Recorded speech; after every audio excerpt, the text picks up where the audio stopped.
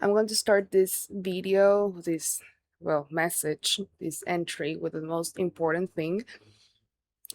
Please, if you're outside Venezuela, if you're not Venezuelan, and you want to help the people that are affected by the two massive earthquakes that happened last Wednesday, please do not donate to the Venezuelan Red Cross.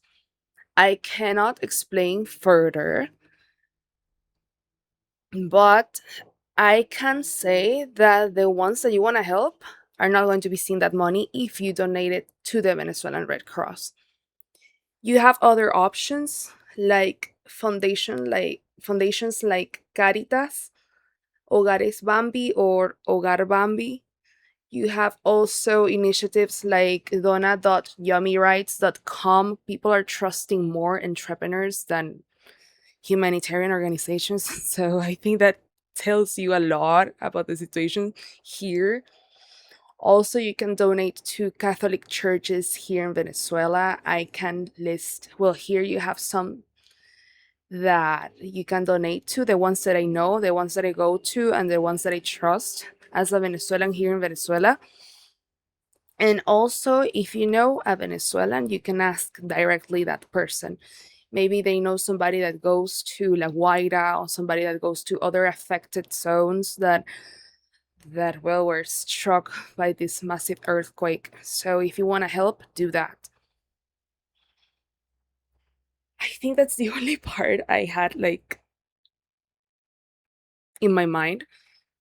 Truly, like the one that I had planned, and I think the most pivotal one. Of course, and if you're in Venezuela, you already know where to donate and what to do. But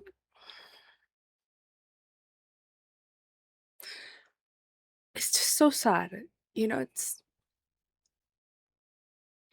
it was terrifying, but at least as in my own personal condition, I my whole family was blessed. Nothing happened, at least where I live. The building is untouched because it was built during the democracy era here in Venezuela. And aside from bruises from falling to the floor and throwing myself to the floor, I have no other other effects of that, other consequences of the event. But seeing the videos and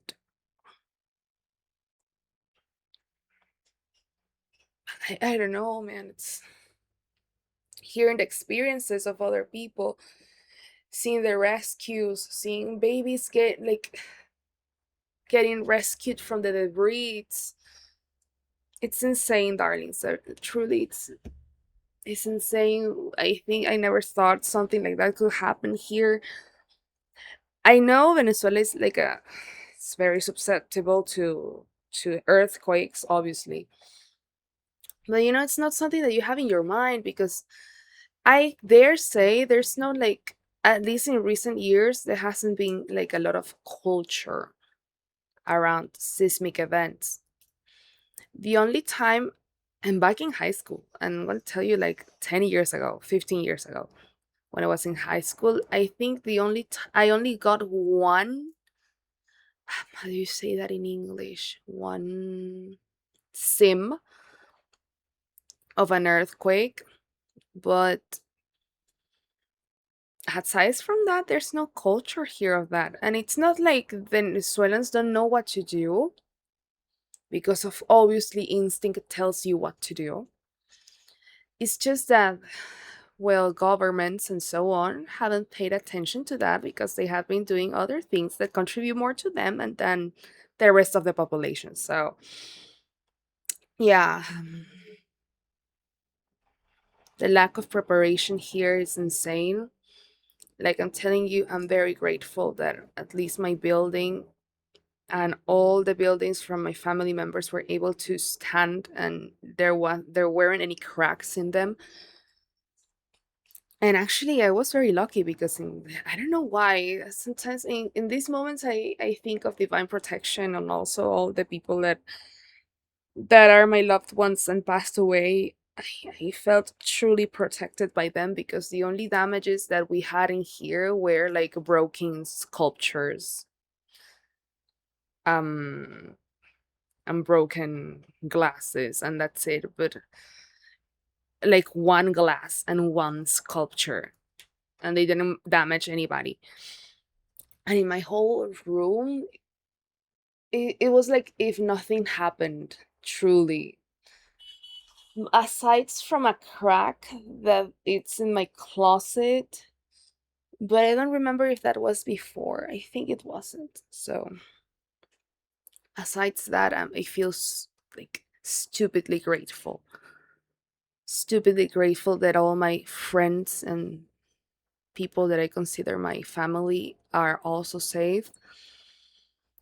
But, well, I think I've told you before, I am a teacher. I teach English in an institute, and yesterday, since I have like 4 days just scrolling and seeing news and X and watching YouTube about live coverages of everything, I, well, encountered a video of a student of mine that was pulled out of the debris in La Guaira, and I thank God that she was alive, that she is alive, and she's safe. She only had like a minor fracture, and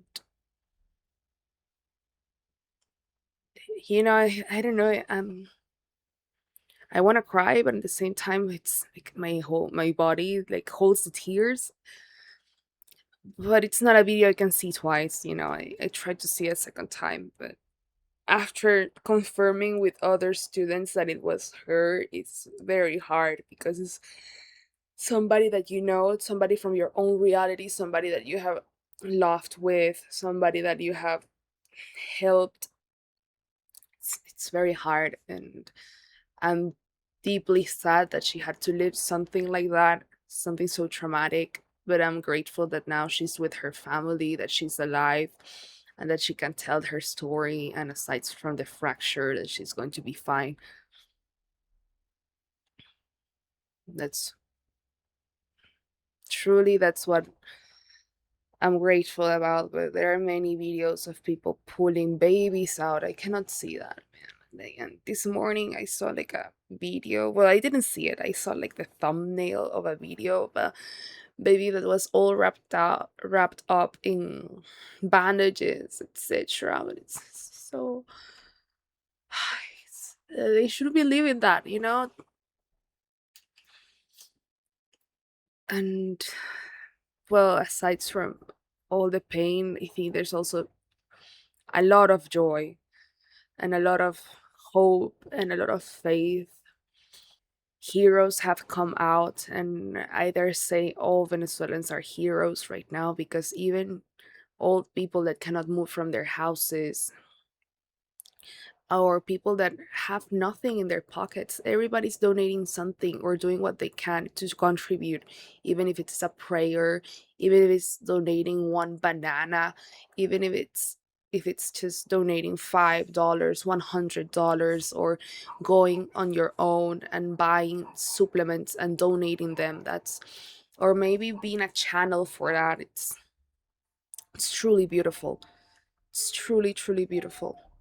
And going back to where you can donate, if you know a Venezuelan outside Venezuela in your own country, probably that person has friends or people that they know here inside Venezuela. And maybe they're organizing themselves as well, the ones that are in here in Venezuela. I have seen that from my close circle that they organize like a group of friends and receive donations from outside, from Venezuelans outside. Maybe you can like plug in and wire your donation to your Venezuelan friend and know that that donation is going to go to the right places. And also, you can donate directly to private universities, or I think the Central University also has like maybe a mechanism for that. But at least my university has a mechanism for that. And I'm going to put this in the video or in the links below somewhere. Truly, I'm just recording this out of the blue. And well, I don't know what to tell them. And I think I'm still in that way. And yeah, and only yesterday night I was able to like plug out and see something different, like a FIFA World Cup match. And even then, they held a minute of silence for our fallen ones. And that's beautiful. But it's something that you never imagine, you never imagine your country being mentioned in the World Cup by something so heartbreaking. But I'm truly grateful for everybody, from the soccer players to their wives to artists to media influencers to entrepreneurs to businessmen that have expressed their condolences, and also being have been proactive in donating and contributing. But like I'm telling you, you have to do it through the right channels, and the Red Cross is not a right channel. It's surreal saying that, but well, yeah, like in my personal case, I'm very struck. I think everybody's very struck by all of this. And you have like the survivor's guilt, because in my case, like I can wake up, make my breakfast, sit down, record for my podcast, and communicate with my loved ones and know all of them are safe. And there's people that is still buried under debris, under blocks of cement, and it's horrible. And it's horrible also knowing that we're orphan. Have you seen the pictures of men moving blocks of cement, heavy blocks that aren't supposed to be handled by humans and only by machinery? People that are doing that with their own hands and their own bodies and putting their whole own health at risk just to save others. And I think that represents what we Venezuelans are. We work with our nails, we get resources from all places to get something done. And in this case is to be humane and save lives and contribute and try to surpass this moment of anguish and sadness with strength and resilience. But it's not normal that the population has to do all of this. No, I think it teaches a lot, because we, the population, we made the hospitals and clinics very full of supplies. It wasn't the government, it was our own hands and our own resources. And like I'm telling you, we are not rich in here. Everything is fucking expensive. Everything's a it's a hurdle. Everything's hard to do. Every penny that you get, every bolivar that you get is already hard to get. And then you have to change that to dollars, darlings, which is like half the bolivar that you get. So it's hard. And to know that even despite all those difficulties, we were able to make a donation, to buy supplies, and to make all the hospitals be full of food and medical supplies. I think, speaks a lot of our human quality and our resourcefulness and our willingness to help. Because So far, like my WhatsApp, my Instagram, and my Twitter are full of people just replicating information of missing people, of how to donate, to where to donate, what supplies are missing, what can you do, etc. We are such noble people, and it's sad that all all catastrophes, almost all catastrophes have happened in our country, and still that only gets us like tighter, stronger, and more connected to each other. It's truly fascinating. It's truly fascinating. In other countries in which already this would have like made chaos, even if it's chaotic right now, it's not as horrible as it could have been. There are not like shootings, there's not a lot of looting. There's people that have been looting, yeah, but it's not massive. Not there's not a whole of chaos, etc. Here in Caracas. People want to help, and the chaos that there is because people want to help. Everybody wants to help, and there are no channels, like official channels for us to help. That's the only chaos that there is. A lot of people going down to La Guaira trying to help, but there's no order to it. And because there's no order, everything becomes chaotic and more time is lost trying to get order instead of saving lives. I think that's the only sad part, and the only uh, impediment that we have. Aside that, I'm very proud of being Venezuelan.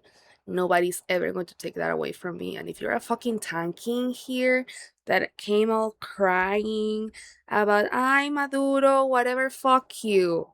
Truly, like, honestly, if I had to choose between giving one of the rescue dogs 100 years of life versus saving you, I think you know my answer. You know, a rescue dog. A dog that was rescued from abuse, that was trained and now, of course, is loved and has its own owners, etc. But was also trained after all that little dog suffered, was trained now to rescue people from debris. And that dog has actually 13 lives saved so far as of June 28th of 2026 at 12:15 p.m. That dog has done more than whatever fucking tweet you tweeted about Maduro like 6 months ago. And I think you know who I'm speaking about. I'm talking about Tsunami. It's a border collie that was rescued, and since day one, that border collie has been saving people. And I have to thank Tsunami and his owner, wonderful human beings and wonderful beings. And that's one of the more of the stories I want to get. I have to thank also all the rescue dogs, the dogs that are actually rescuing people from the debris that have been brought by other countries, and the rescue teams brought by countless of countries: the U.S., El Salvador, Germany, Lithuania, Serbia, Syria, Qatar, Chile, Argentina. Like, there are like 16 to 20 countries that have contributed. And, you know, seeing that gets me sad because it demonstrates the amount of destruction there is in La Guaira and also in Caracas. And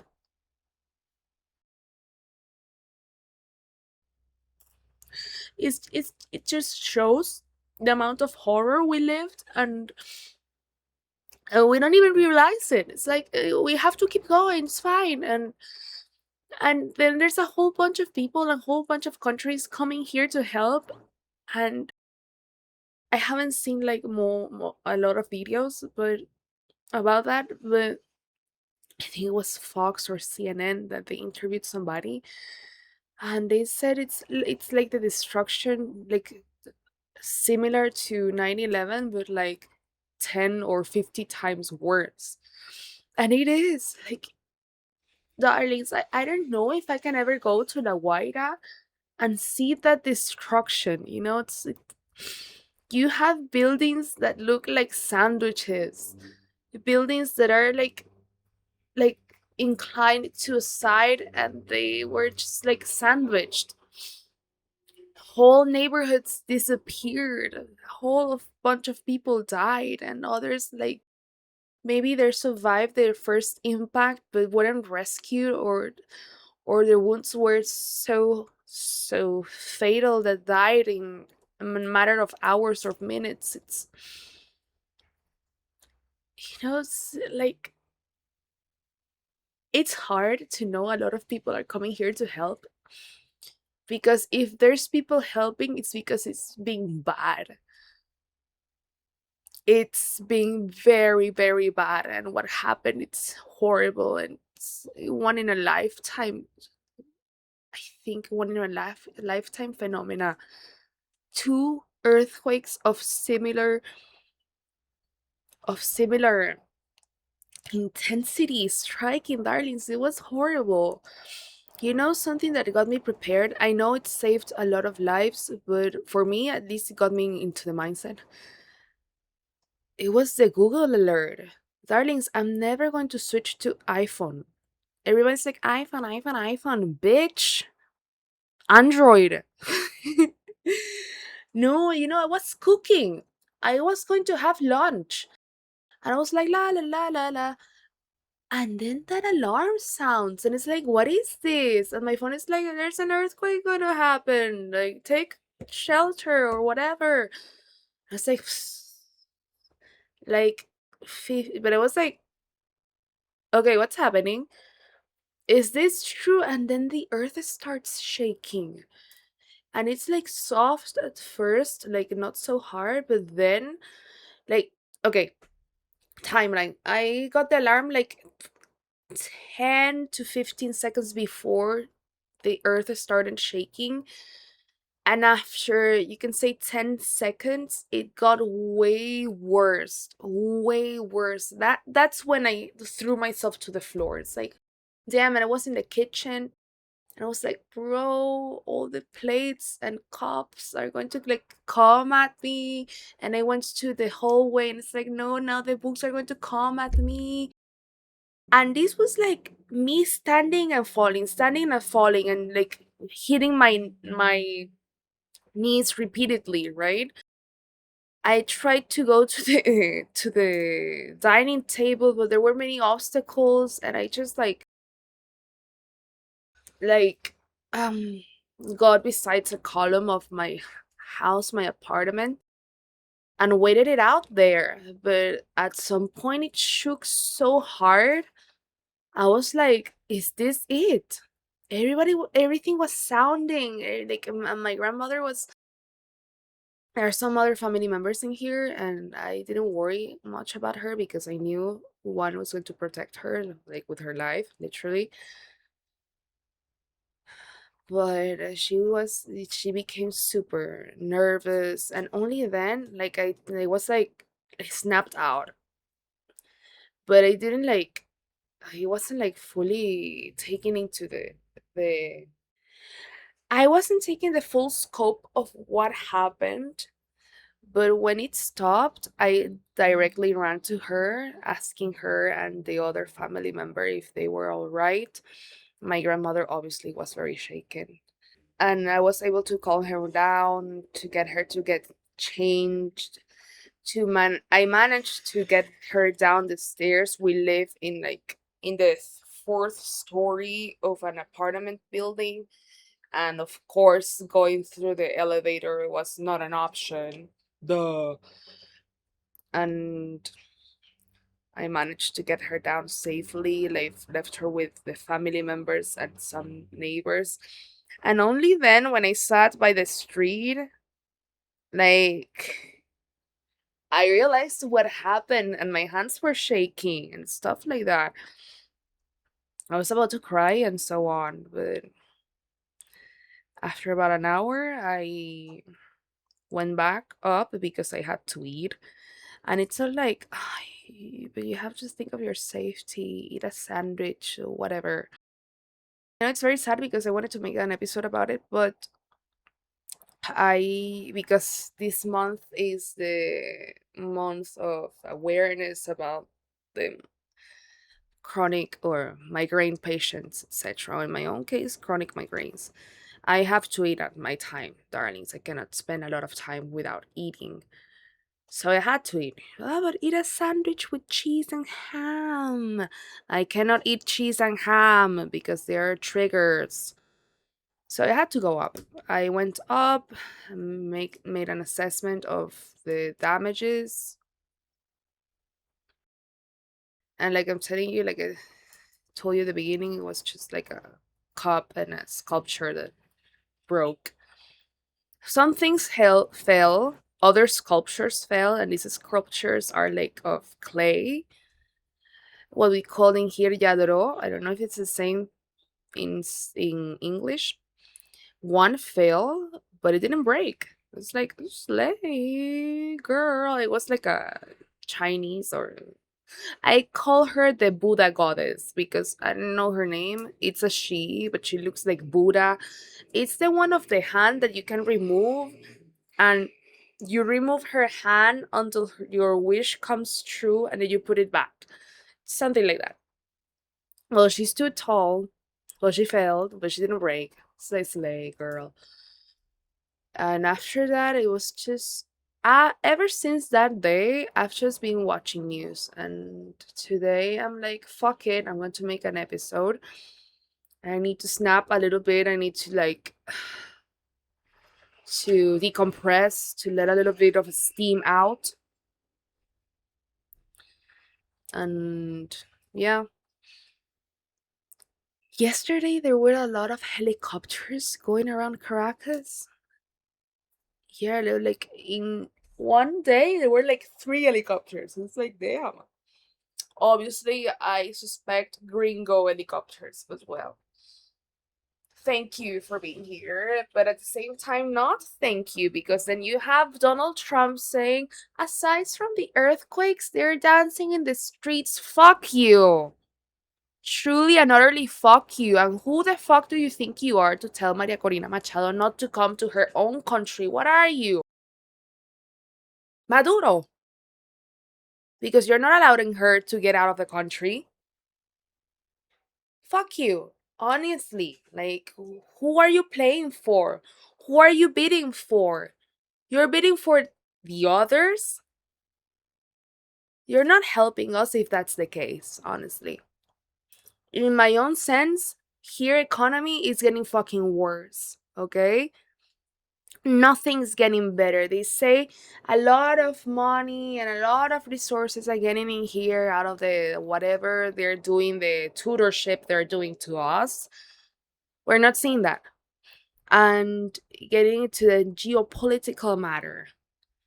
This fucks whatever plan they had.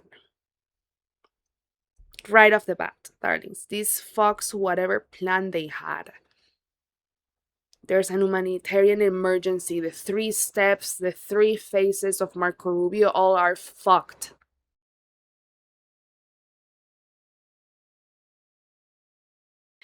I hate that other people outside are like, this is the time for the Venezuelans to protest. Oh, well, darling, give me a sec because I have to bury my dad. Then maybe we can think about that. Oh, they all think about this like some sort of video game, and it fucking sickens me. Fucking sickens me because they're not in here. And I'm so sorry, darlings. I live in Venezuela. I'm from Caracas. I felt the thing. And then, like, watching the people that is outside Venezuela through, I don't know, social media say, it hurts me and nobody in my work understands. Fuck you. Stop whining and get and try to help. get up and do something instead of whine about, oh, poor you, nobody understands your pain. Pain of what? Do you have family members that died there? Do you have family members that are getting out of the debris? What fucking pain? Get the fuck up and work. You didn't live it. You don't know what it is like. And you're whining about, they don't understand my pain. Fuck you. Like, I'm not saying that they shouldn't feel pain, obviously, but stop making it about you. There are babies on the debris. Like, the United States, the team of the United States got a grandmother and her two grandchildren out of a house after 3 days. And you're the one in pain? Fuck you. No, it fucking sickens me because they all make it about themselves. Truly. Isabella, you're being resentful or whatever. Yes, well, I am. Because I've been here. I've lived all I have lived in here for 26 years. And they come in whining when they have it easy outside. You have it fucking easy, darlings. But it's not the same. I have had to fight in an destabilized economy, mind you. Jesus fuck. Nah, man. Well, probably I'm going to get roasted out of that, but well. Like I'm telling you, these are the thoughts of a Venezuelan inside Venezuela. I don't know what else to say. Things are going to be, and it's not like, oh yeah, the debris in the buildings in La Guaira that fell. Some structures here in Caracas took a heavy blow. Malls took heavy blows, and we don't know if it can go back there. What are those businesses going? Where are those businesses going to go? No, where?